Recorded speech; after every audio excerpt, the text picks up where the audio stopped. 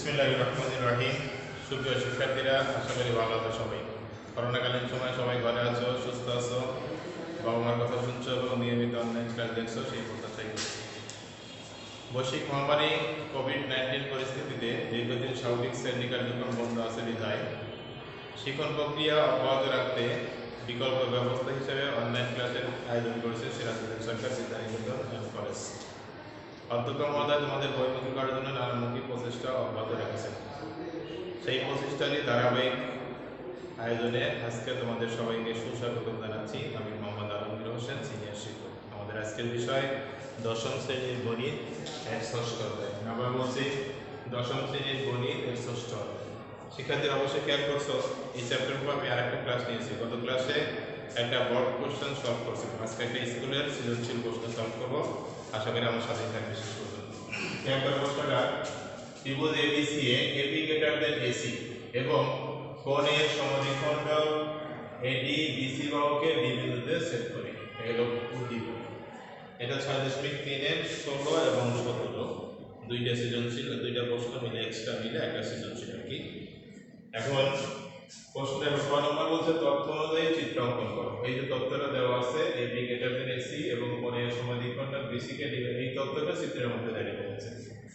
ক নম্বর প্রমাণ বলছে কোণ এ ডি বি একটি স্থূল কোণ।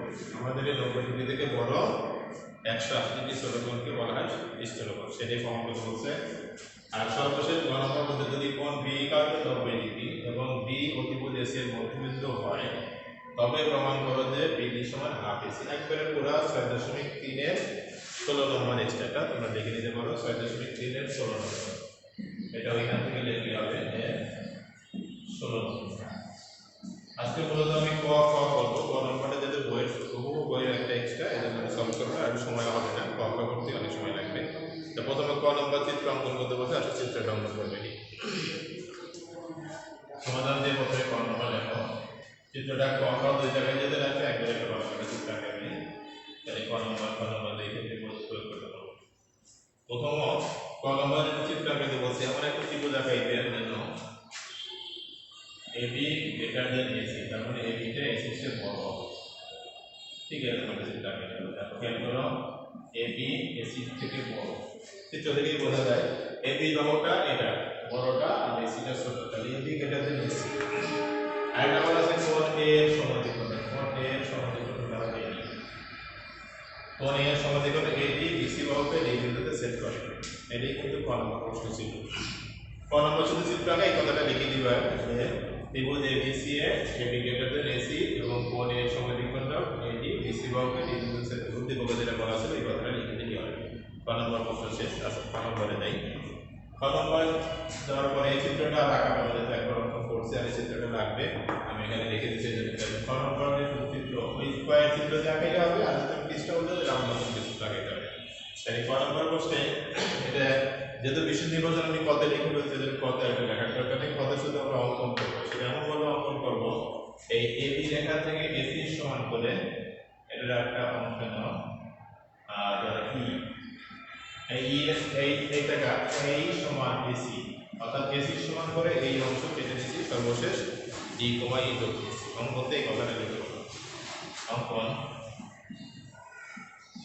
লেখো এবি থেকে এই সমান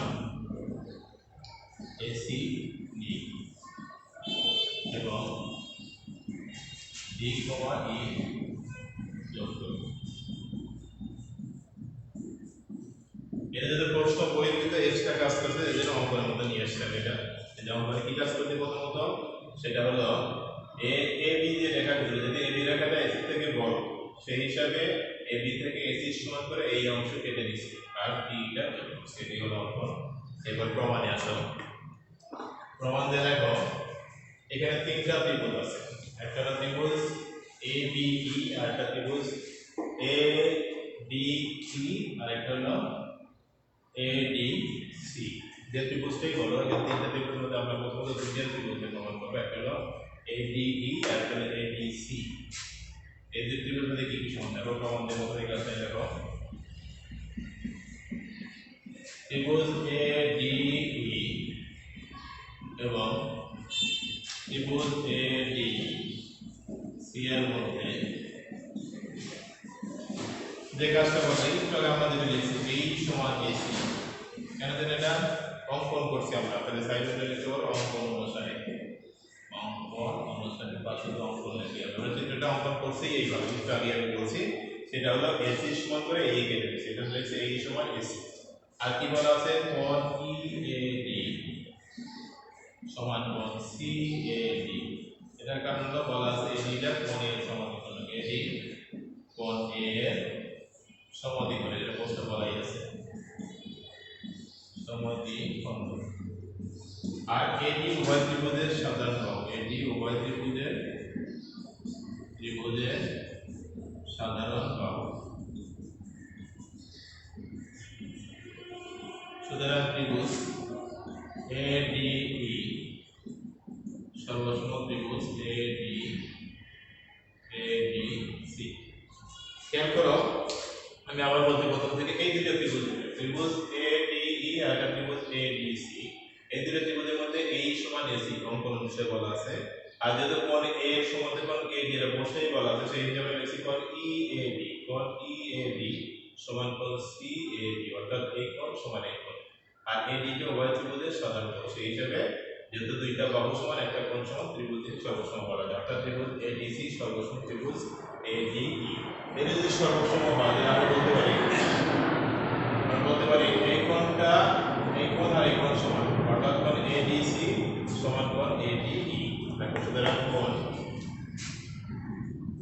এডিই সমান কোণ এডিসি।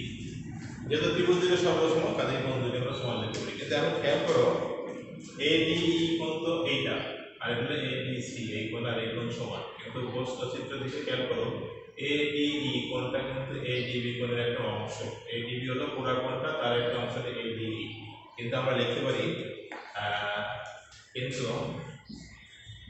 প্রশ্ন যেটা বলা আছে চিত্র দিকে দেখা যায় কোণ এডি বি গ্রেটার দেন কোণ এডিই, কারণ কি কোণ এডিই কোণ এডিবি এর একটা অংশ, কোণ এডিই কোণ এডিবি এর অংশ, যেহেতু এটা একটা অংশ পুরোটা থেকে শুরু হবে স্বাভাবিক, সহজ কথা।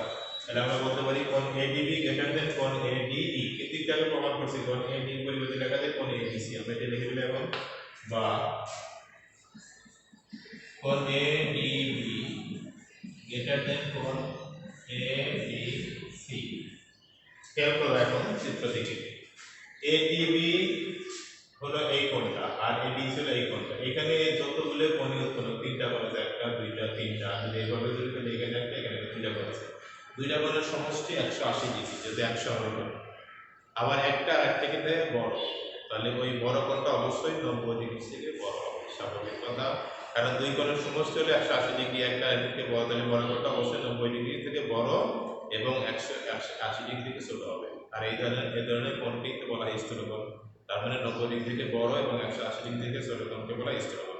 এই কথাটা এখানে লিখে দেবো যে এই কোণটা অবশ্যই 90 ডিগ্রি থেকে বড়, বাকিটুকু এখানে লেখো, আসলে লিখে বলতে মনে হবে আমি, কিন্তু যে কথাটা লিখবো যে দুইটা কোণের সমষ্টি 180 ডিগ্রি, যদি 100 হলো তাহলে এই কথা লিখবে যে কিন্তু কোণ এডিবি প্লাস কোণ এডিসি ইকুয়াল টু 180 ডিগ্রি, যেহেতু দুইটা কোণ মিলে 180 ডিগ্রি এবং একটা আরেকটা থেকে বড়, সুতরাং কোণ এডিবি কত থেকে বড়, 90 ডিগ্রি থেকে বড় কিন্তু 180 ডিগ্রি থেকে ছোট, 90 ডিগ্রি থেকে বড় 180 ডিগ্রি থেকে ছোট, তাহলে এখানে 90 ডিগ্রি আগে 90 ডিগ্রি লেস দেন কোণ এডিবি লেস দেন কোণ এ 180 ডিগ্রি, অর্থাৎ এই কোণটা 90 ডিগ্রি থেকে বড় 180 ডিগ্রি থেকে ছোট। ছোট ক্লাসে তোমরা শিখছো যে 90 ডিগ্রি থেকে বড় 180 ডিগ্রি থেকে ছোট কোণকে বলা হয় স্থূলকোণ। তাহলে আমাদের প্রমাণে কিন্তু এটাই ছিল যে কোণ এডিবি একটা স্থূলকোণ, এটাই প্রমাণ করতে হবে। আশা করি বুঝতে পেরেছো, তাহলে আমাদের প্রমাণ অলরেডি হয়ে গেছে। সুতরাং আমরা লিখতে পারি কোণ এডিবি